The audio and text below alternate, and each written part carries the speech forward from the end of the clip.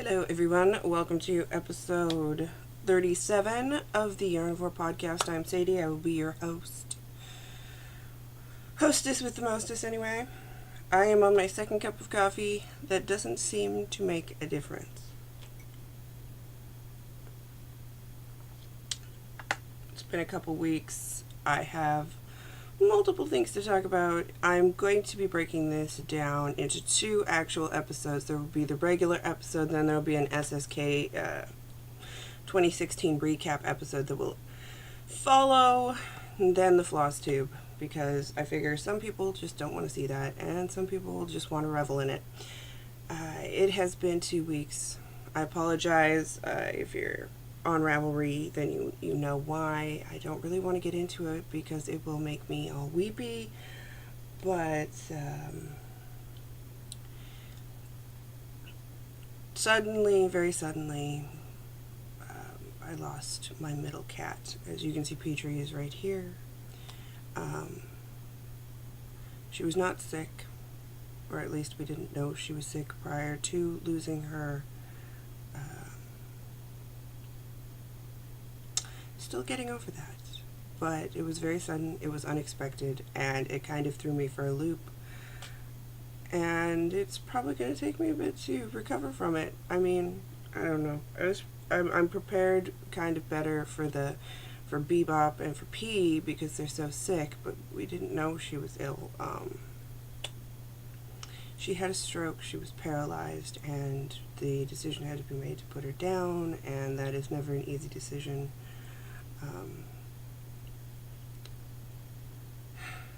Sorry to start on a sad note, but that's why I've been gone. And then SSK was last week, and I don't record while I'm on the road because I don't have a recording device like that. I'm thinking about getting one so that I can record in different spots of the house for different lighting options, or to take some out on the town stuff. I know some people use their iPhones. I'm sorry, I have eye gunk. It is the time of the season where pretty much everything is going to make me have allergies, which is why I don't bother wearing makeup right now, because you know what would happen? Put on makeup, it'd end up on my hands, and everything I touch would have makeup on it, because I'm always like, I know you're not supposed to touch your face as much as I do. Whatever. Okay, so it's been 2 weeks. And you know what? Here's the thing. I went to SSK and my husband wore one of my finished objects, and I haven't had time to wash it, so I can't show you that I finished the bootstrap socks. Finished the bootstrap socks? Yeah. He was like, it was cold and I missed you, so I had to wear your socks. That was his honest excuse, because I said to him, you can't wear these until I show them on the podcast. And he did really well until apparently I wasn't here, and then he had to, because he missed me. So I can't show you those. I'm jumping right into the regular podcast here. We're jumping right on in because it's the only way I know how to do it, right? But I did also finish these. Here's one. Here's another for proof. I'm not putting it on the sock blocker because I don't feel like it. So the ones I did finish that maybe I'll show you after they get washed are the bootstrap socks by they're out of the sock architecture book. I believe her name is Laura Neal. It's Laura something. I believe Neal. Anywho, I did those out of King Cole, which is a commercially produced striping yarn, which I picked up in Saskatoon, in Canada, when I visited my mom, specifically for making socks for hubby. Those were knit on a 2.5 millimeter needle, which is, I believe, a US 1.5. Usually I use US 1s, which is a 2.25 millimeter needle, but that I do for me, and then if I do it, I do for him, I go up. I did those 2 at a time, cuff down, da-da-da-da-da-da. I can't show them to you, so really, I'm rambling now. These are the stripy socks, which I finished. I got one finished at SSK, except for the heel, and then I got them finished last night, mostly because I hit the toe and I was like, I gotta do this. This is going to be pair 13 for the 16 pairs in 2016, which I'm co-hosting with the lovely Tracy from the Passionate Spinner podcast, whom I adore, and her son Tim, who is also very adorable. what was I saying? Pair 13, 64 stitches, US 1, 2.25 millimeter needle. Usually I don't make this high a leg, but I really like the colorway and I wanted to utilize a lot of it, so I did. This is Knitter's Nightmare yarn in the Boogeyman sock base. As you can see, it's got some screw ups here, which is why I kept it. This is the Yarn of Great Social and Political Import, which is a reference to the first line of Mercedes-Benz by Janis Joplin. You can see in the green here, there's some browns. Yeah, that was my screw up, so I kept it. They appear in a lot of the greens in this one, and I couldn't justify selling it, so kept it for me, which is all good because I really liked the colorway. I really like Janis Joplin. I grew up listening to Janis. Hi, P. You don't get to stay in here, for the record. My mother's coming, so like it's quite clean in here. Here, hold on. This may cause you some distress, but I apologize. See, there's my lighting. There's my book. There's my. Yeah, oh. I am wearing a skirt here. I'm not showing you anything dirty. Yeah, I gotta finish up the bed, but the floor is clean. Look at that's my whole little space. Now I gotta put you back on here and adjust you. It's basically this whole room. Hi, P. Will you come to say hi? She had to go to the vet. We discovered we don't like going to the vet. I had an itch. I had a total panic attack flashback moment because it was too soon for me to be going back to the vet, but Petrie needs her pills because she is on pills for the tumor, the mast cell, which is on her cheek, has spread into her nose, and thusly she requires more drugs, which we have to monitor, and we have to monitor her, and yes, that is my life. I am the geriatric pet care parent. But hey, I have a finished pair of socks, so life is good. And I love them, 64 stitches. They will probably go on my feet when it's not like 90 to 100. Guess what? I don't like warm weather. I don't. Some people will tolerate warm, and then they don't like cold. I like cold more because I can always warm myself up, but I can't always cool myself down. I think it's a Canadian thing. I think it's years of living in the bloody tundra. Not that I lived in the tundra, but the prairies get really bloody cold. Anywho, this is a knitting show, and this is my finished object. So I do have 2 finished objects, so I feel somewhat validated in my attempts. You know, I got somewhere. I did something.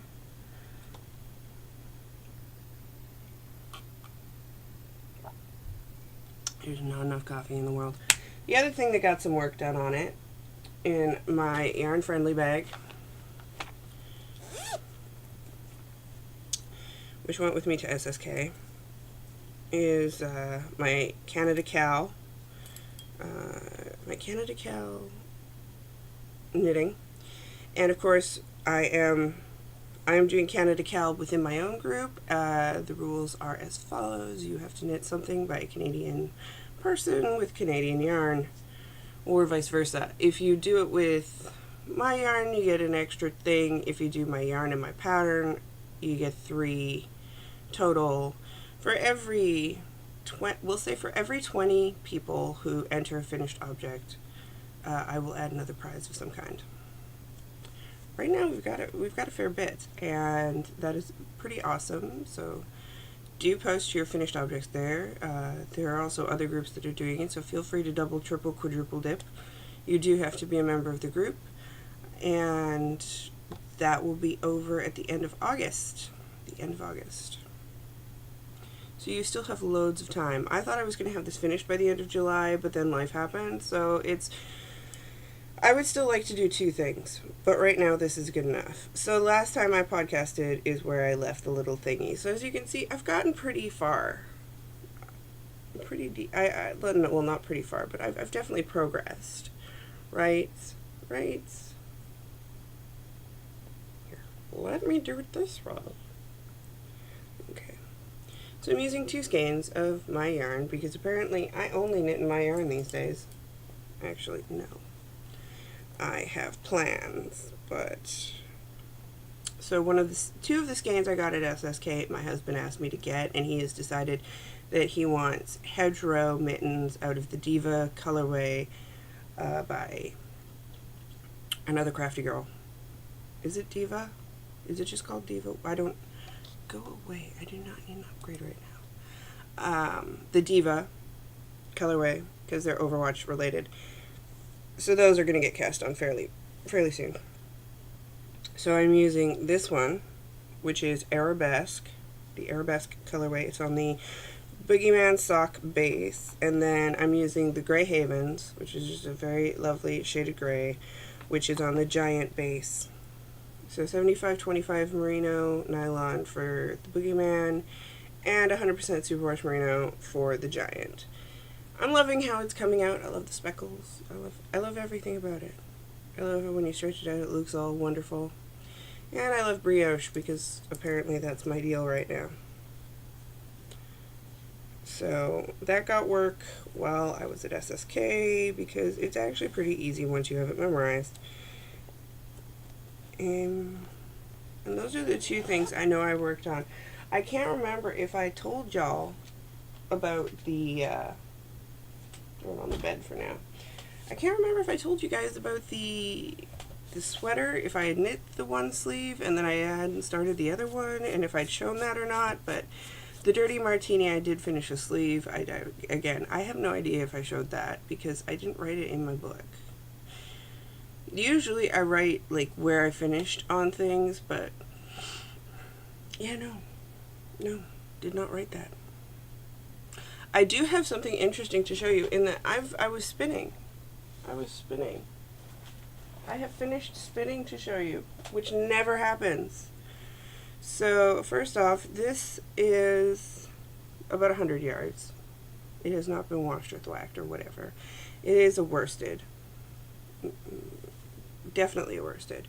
It's a 3-ply, and it was a bat I made at SSK, and then I spun it at SSK, and then I applied it when I got home, and I really like it. So 100 yards of worsted weight. Maybe I'll make one of those headbandy things for winter. I got nothing. All I know is it was really fun to make, and it was really fun to spin, and then I applied it.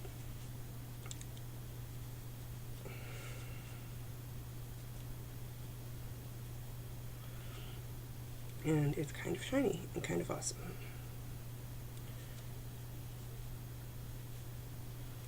So there's that. One thing I will say about SSK in the non-SSK related podcast is that it really kickstarted my spinning mojo. So when I got home, I took a class with Maggie Casey, about rovings and how to do different things with your rovings to get different kinds of yarn, how to deal with stuff. And we spun these like mini, did I bring it in here? I thought I brought it in here. Maybe I didn't. We spun these little minis, and then I knit them all up to see how they played with each other. Seriously, I thought I brought it in here, and I did not. Falling apart. So, just to see how different ways of playing with a roving, aside from fractal, like how to deal with other things, how to mute out other things, or to muddy up certain colors so that they aren't as bright, or to get the brightness, or a little bit of color theory. It was a really great class. So, of course, that really kickstarted my spinning mojo, and as soon as I got home, I spun the braided fiber that was the SSK colorway for this year, which is called Road Trip, and it's by the First Draft, who is Lucky Lindy on Ravelry. But the First Draft, I believe, is on Etsy. Anyway, I have some more of her stuff, which you will see in the following episode. Anywho, I spun it, This is 4 ounces of the Rambouillet in the colorway Road Trip, and I love Rambouillet. This stuff is going to poof like nobody's business. So while it's showing up as a sport DK, I think it's going to be a DK worsted when all is said and done. And I really played with stripping out, except for right here at the top where I just did solid orange for a minute. I really tried to mute down the orange so that it wasn't like I'm going to be a traffic cone when I wear this. And I think I really had, like, I mean, for Navajo ply, that really takes the orange down a peg. I just finished Navajo, whatever, plying. Here's the thing. The Navajo acknowledge Navajo ply, and they do culturally accept it as their own. There are women who are very well respected in the art of Navajo plying who do teach and give lectures. It was a question by Chain of Fools Emily, who I believe is the Fibertown. Emily. The Cully Wobble socks. Anywho, she asked about the Navajo ply, and Maggie did not know. But it's something I've looked into because, of course, I am First Nations or First Native Americans, whatever you want to call us here. It says Indian on my status card. Because I have looked into it, and it is Navajo. Like, it's not a racially motivated thing to say Navajo ply. They are very proud of it, somewhat similar to the Siwash and the Cowichan sweaters of the Northwest, the Pacific Northwest here. More found amongst the Salish up in British Columbia, the Cowichan. But having said all of that, I use the term Navajo ply, and I don't think anyone should feel bad if they do. Because, again, they are very proud of the ply, and they do a lot of stuff. They do have classes and whatnot on it. So, after that long ramble, this is Navajo ply. I'm going to probably wind it off today and see how much yardage I got. I do love Rambouillet. I love spinning Rambouillet. It's such a fluffy beast. Realized it would have been nice just to do long draw, but long draw kind of bugs my chest. I have been seeing the chiropractor to get everything relocated in there the way it's supposed to be. That's right, I just keep screwing stuff up. But it is getting better. However, I don't want to aggravate anything by doing the long draw. I do a modified long draw sometimes, but and again, I don't like long draw. I'm not sure if you've met me, but I'm a control freak. I like short motions. I want to control it. Love it though. I don't know what it's going to be. It will tell me once it's in a skein. We'll sit down, we'll have a chat. So that is the first draft. Rambouillet, 4 ounces. Colorway Road Trip. Very beautiful. Very Halloweeny, which of course also makes me happy. Because, you know, Halloween. Really, quite frankly, just to have orange, purple, green. I'm there. I am there. Have I sworn yet? I don't think I have. Someone's mom is going to be happy with me. As long as I just keep that up. Okay, so I have read some books. We're moving into the book and dyeing update, so if you're done with that, then just fast forward on through to the SSK, or I'll see you again next week, or whatever. I just want to briefly touch on the books because I know there is some interest in what I read, and I've apparently been reading quite prolifically. Because when I'm sad, I want to read crap. Is that a swear? I don't know if that qualifies. I don't know. Anywho, one of the many things I read was Fight Club 2 by Chuck Palahniuk, and it's with Cameron Stewart, Dave Mack, and Nate Piekos. It may look familiar because this is the same, the covers may look familiar because it's the same illustrator who did a bunch of stuff with Neil Gaiman, specifically, I believe he worked on The Sandman. This is the hardcover collection of the series, the graphic. It's basically like a graphic, I don't know. It's a collection of all of the issues. It was put out by Dark Horse. This picks up where Fight Club left off and takes you through another storyline. It is called the Tranquility Gambit. Yes, the Tranquility Gambit. And what I found about this actually is that Palahniuk's work really lends itself well to illustration. Very good. And I like Fight Club a lot, so it's really like questionable as to if I would enjoy this, but I totally did. So if you're into Fight Club, if you're into Palahniuk, and you haven't heard about it, you should go pick it up. I got it at Barnes and Noble. You can get it at your local, you can order it in at your local comic book stores. The comic book store that's closest to us is kind of so they're more heavily into the Warhammer, and so be it, but as a comic book reader, it really annoys me when I go and I want to get something, but they only have the most recent issue. Like, stock some back issues. Your comic book store, stock some back issues. But then I was spoiled because when we lived in Minnesota, we could go to the Source, and the Source has everything. It's like Mecca. If you're a comic geek and you're ever in the Twin Cities area, go to the Source in Roseville, Rosetown, Rose something. Either way, the Source. It's all you need. But this was a really awesome read. It was a really quick read because it's not very big, even though it looks big. For me, this isn't very big. A couple hundred pages. I mean, it's a graphic novel. 276. Totally worth picking up, though. Quite enjoyed that. After that, I decided I needed to read something. Okay, if I'm sad, I can't read certain styles of books. One thing I can read is fluff about cults. This is not really fluff. It's called Stolen Innocence, My Story of Growing Up in a Polygamous Sect, Becoming a Teenage Bride, and Breaking Free of Warren Jeffs. Because for some strange reason, the FLDS is something I have a great interest in, which just annoys the bejesus out of my husband. He's from Utah. He is not a Mormon. He does not get the obsession. It's not even an obsession. I just really enjoy reading about cults and serial killers and that kind of stuff. So, this is by Elissa Wall, who was also a Jessup, and if you follow the FLDS, those are really big names. You know, it's a good book. If you like this kind of stuff. Her writing is a bit floral at times, and I don't think there's a lot of meat to it. You get to, like, I mean, her story is harrowing. Her story is tragic, but she does try to rationalize a lot of it because she was so heavy into the religion. The other thing is, it's not critical. It's not a critical gaze. We are not having someone looking out and looking in. We are only seeing someone who's inside and what she's doing to try and make it all work. And at times, it's very aggravating.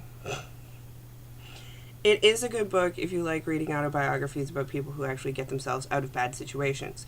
It is a good autobiography in terms of if you want to kind of touch your toe into the FLDS cesspool of understanding. It is by no means one of the bigger tomes, and it really doesn't have a lot of... I mean, there's some evidence that Warren Jeffs is evil and damning, but it's not half as bad as some of the stuff you can read. So, make your decisions there. And then the thing I just finished like yesterday or the day before was Still Here by Lara Vapnar. Vapnar? That's so hard to say without feeling like you've butchered it. A profound and dazzlingly entertaining novel from the writer Louis Menand called Jane Austen with a Russian Soul. This is an ARC, as you can see. It's an uncorrected proof. I did find some of the errors, which was kind of funny to me. It is a good travel book. It's a good beach book. It is about four Russian immigrants, how they come to America, particularly New York is where they are, and their lives, and how their lives are kind of up and down. They're 30-somethings. They're trying to figure themselves out. You know, marriage, children, life, work. And in the midst of it all, two of them are obsessed with this app that they want to make, which has to do with keeping dead people alive, keeping your presence alive on social media after you die. So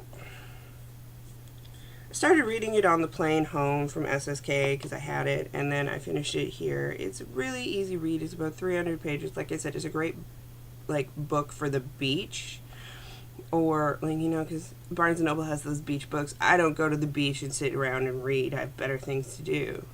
Although, I don't know. I just don't like reading at the beach. I don't want to get sand on my book. And I also don't want to like burn, because I get into something and I would burn. Actually, I don't burn, I tan, but whatever. You know what I mean. I'm not a beach person per se. It is, however, a great summer fluffy reading. The characters are a bit two-dimensional at times. All in all, I didn't hate it. I didn't adore it. I liked it. It was decent. But I have a really high standard because I've read so many books in my lifetime. And I'm doing the 2016 Reading Challenge by Pop Sugar. A couple people have asked me which one I'm using. I'm using the Pop Sugar 2016. There are a bunch of reading challenges. This is just one I found, and me and my friend Lily have been doing it. We did it last year. I'm doing it again this year. It does kind of help narrow down what you, like if you are trying to read off that list, it does help you narrow down what you're reading. It also, I find, gives you focus, because I will get down to like 2 or 3 books that I want to read. I'll look through the prompts that I haven't done and go, okay, I can do this prompt with this book, and then I'll read that one and revisit everything afterwards. Only if you're having real bad indecision. Like, I mean, you don't need to do it, but if you're into it, it's something I've been doing, and it's really working for me in terms of getting me to read more and to focus my reading a little more. Because we did the math, and it could be years before we finish reading what we have, and we're not stopping buying books.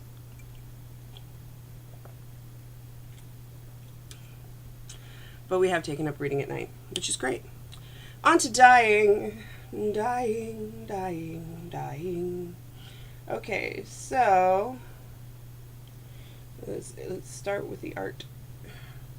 Splatterpunk is back in stock. Well, not yet, but she will be. She will be up in the shop on Sparkle and on regular Batty. I think I'm going to be updating either tonight or tomorrow. I will post in the Ravelry group. I will also post on the Facebook group for Knitter's Nightmare Yarn and Fiber. There is a Facebook group. I do try to cross-post to there. I post on the Ravelry group. I post on my Instagram. That is the best way to find me. I know it's interspersed with other crap, but you just have to deal with it. And I also post on the Facebook group. So those are the places you can find all the information. I do have a lot to do today. I have a lot to do today, and it's 2 o'clock, and I have to be out of the house by 4. So it depends on if I get the pictures done today, and then I can put it up tonight, or what have you. I do not have a box of picture taking yet, although I like the one I tried out at SSK. Okay, moving on. So Splatterpunk on Sparkle and on Batty. That will be there. We will have some more I Am No Bird, which is my purple colorway. It will be on Batty and on the Sport base. Excuse me. We will have more of the Stained Glass colorway on the Giant base and on Sport. It's on Sport and Giant. And then I have 2 new colorways coming straight at you. There's this guy. And this one is called Fat Hearts. It is a Pitch Perfect reference from Fat Amy, who's like, y'all have fat hearts. I believe that's what it, hold on. You know what, I'm looking up the direct quote because it should still be on my phone, easily accessible.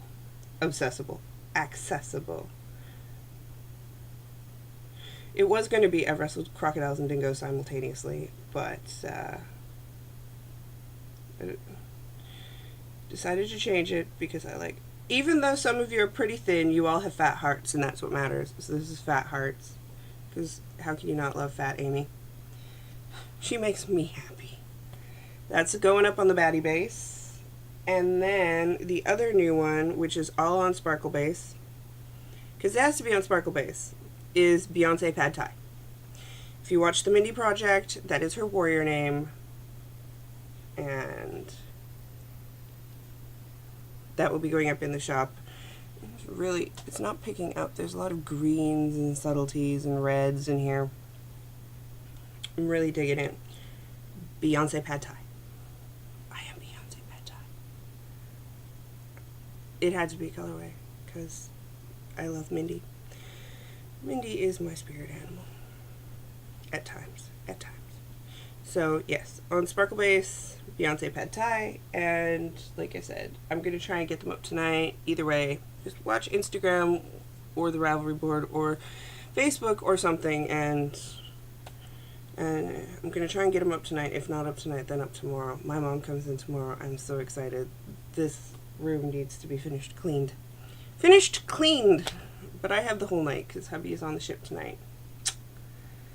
That is everything I have to report on the regular episode, so I'm going to stop this. If you made it this far, thank you for watching, and I'll see you next week. If you didn't, oh well, I don't know, I got nothing. And now I will be stopping this one, and I will be starting the SSK recap, which is basically going to be like a giant bunch of haul. So if that interests you, I'll see you there. If not, I'll see you next week. Bye.